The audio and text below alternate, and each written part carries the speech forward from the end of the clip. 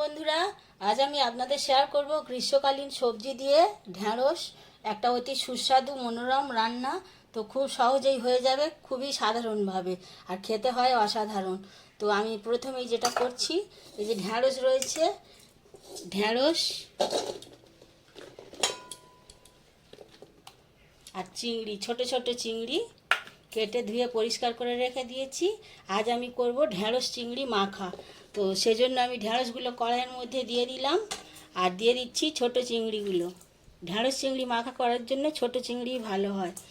আর এর সাথে দিয়ে দিচ্ছি আমি ছোট ছোট করে কেটে রাখা পেঁয়াজ, একটু রসুন বাটা, একটু আদা বাটা, আর একটা বড় টমেটো কুচনো।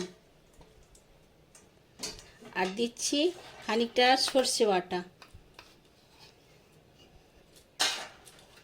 আর দিয়ে দিচ্ছি শুকনো লঙ্কার গুঁড়ো, হলুদ গুঁড়ো, আর পরিমাণ মতো নুন, আর দিয়ে দিচ্ছি সর্ষের তেল।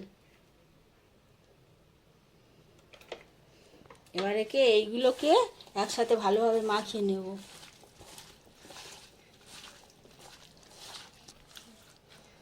খুব ভালোভাবে এগুলোকে আমি মাখিয়ে নিয়েছি, আর এতে একদমই জল দেব না।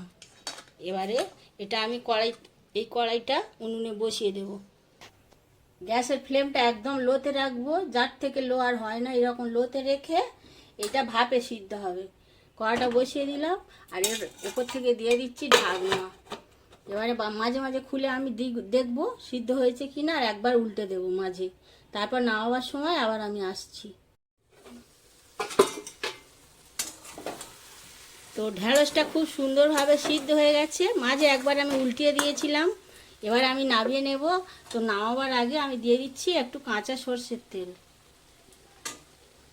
আর দিচ্ছি একটু পাতিলেবুর রস।